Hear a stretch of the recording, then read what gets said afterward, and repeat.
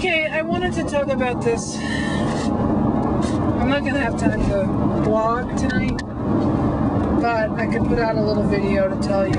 I just got out of my appointment with my oncologist.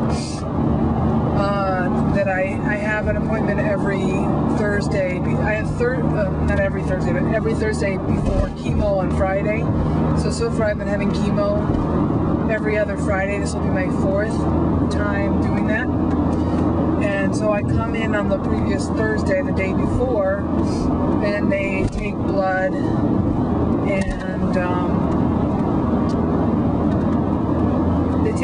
and they they look me over and make sure that I'm healthy enough to withstand another blow. And as you may know, I've been really struggling to imagine bellying up to the chemo bar for one more dose of this particular combination of drugs, because the last round was just so friggin' devastating. It was pretty overwhelming. Let's see if I move this. Too severe. So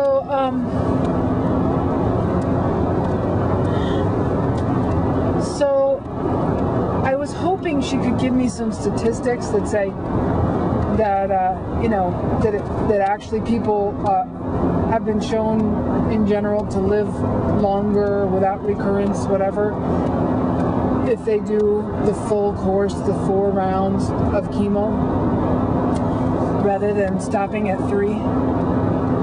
And she couldn't tell me that. She said there is no statistical evidence that says that 4 is better than 3. In fact, not that long. I actually meant to ask her, and I didn't ask how long ago, but she said they used to give 6. And then they did a study where they compared 4 to 6, and people did just as well on 4. So, I mean, here we go again, because not that long ago, it was a no-brainer that if you have any, and when I say not that long ago, I'm talking about in the last 2 weeks, it was a no-brainer that if you had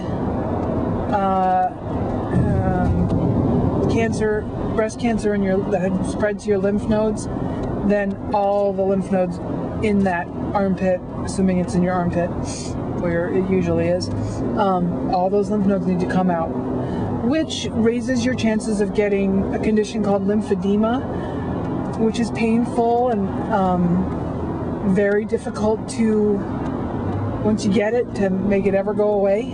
And it basically swells your arm like elephantine proportions. So it looks nasty, feels nasty, and it's hard to get rid of.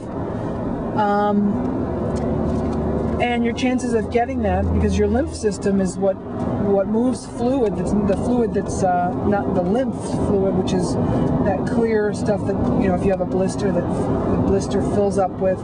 This is part of your immune system. You have a whole track of vessels that move lymph around your body, just like you have vessels that move blood around your body.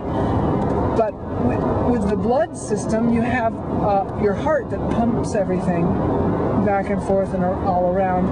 With your lymph, it's just motion and using your muscles that move the lymph around. So without these lymph filters, basically your lymph nodes is where all that fluid is filtered, and all the whatever bacteria or whatever is being absorbed by that system is being cleansed. Without those, you get a bug bite on that arm, somebody squeezes it too hard by, if you get your blood pressure taken on that side, little small injuries can cause lymphedema. And I think it's something like 35% of the time someone who's had their lymph nodes removed, it's you can get lymphedema. And then if you do radiation on top of that, which I'm supposed to do, which really just decimates your lymph system on the same side, then the chances of lymphedema raise up to about 50%. This is according to one statistic I read. I'm sure that there are other conflicting, equally reputable. What if it freaks you out, like looking at this video and watching me look at the camera while I'm driving, but I'm mostly looking at the road, so don't worry. Anyway. So 2 weeks ago, it was a no-brainer. If you got some cancer in your lymph nodes, then all of those lymph nodes need to come out. And just in that span of time, a new study has been published that says, hey, not so fast. You know, we're finding that if the tumor is the primary cancer is less than 2 centimeters in size. Yeah, we don't need to take out all those lymph nodes after all, maybe just the most cancerous ones. And then, you know, you'll knock out the rest with radiation and chemo, and actually you're not increasing your survival benefit by removing all the lymph nodes. So, I mean, it has to just be of course I don't know, and none of us know, but I can't, it's very easy to imagine that somewhere down the road they're going to do some study where they say, hey, what would happen if we did 3 rounds of adriamycin and Cytoxan followed by Taxol instead of 4 rounds of adriamycin and Cytoxan followed by Taxol, and then discover that, hey, you know what, no survival benefit with the 4th round. They've already found that they can cut back from 6 to 4. Who's to say you can't cut back from 4 to 3? And my doctor says, I want you to do it. I would do it if it was me. There is no evidence that 3 rounds are going to help you, but there is evidence that 4 will. That's her perspective.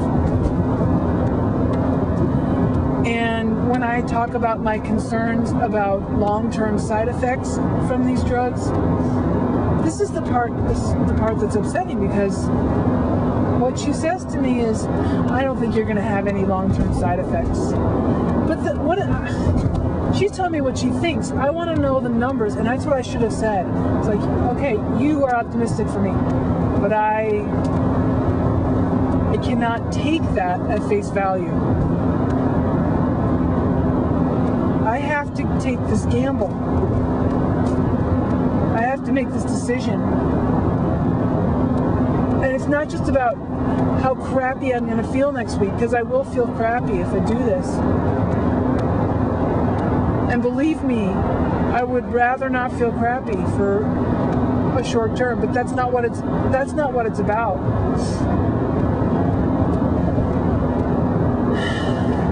I mean, adriamycin, they used to give a lot. I think they used to give more than 6 rounds of whatever proportion that they give now. They used to give, that she was talking about. But 20 years down the road, heart failure, people needing heart transplants because of that drug. And then the thinking is, yeah, but they wouldn't have been around for 20 years to get to the heart failure. Well, we don't know if that's going to be the case with me. In fact, well over 1/3 of people who had cancer as bad as mine, who, you know, have fit my profile, who did just surgery alone, no chemo, no radiation. Actually, I'm not sure about the radiation, but they did not do chemo, and they did not do tamoxifen, which is a hormone therapy, which is a drug that I'm supposed to take for 5 years. After all is said and done, that's the next thing I'm supposed to do with after radiation, or maybe in conjunction with radiation. So these people didn't do those things, and they still were fine 10 years down after their cancer was taken out. They did not have a recurrence in that 10 years. And that 10-year window is significant. I mean, the 5-year window is significant. So 1/3 of the people, I mean, one way you could look at it is that 1/3 of the people don't need anything but surgery, but they don't know which ones those are. They can't tell me if I'm in that group or not. So, I mean, like I said, it's all a gamble, and I have to play with these numbers and deal with it. So here's the thing. My doctor proposed the possibility She said I could wait another week, which I knew she was going to say, and I can dismiss that because really, I think that's just about the short-term benefit, you know, that maybe I'll be just that much more prepared to go through the short-term hell, and I'm ready. I'll do the short-term hell. That's not what my concern is. But what she also said as a possibility, she could take it down a notch, and instead of giving me the full dose, she could give me 20% less. So let's say it's 100 units that they would normally give me, and she would give me 80 units instead.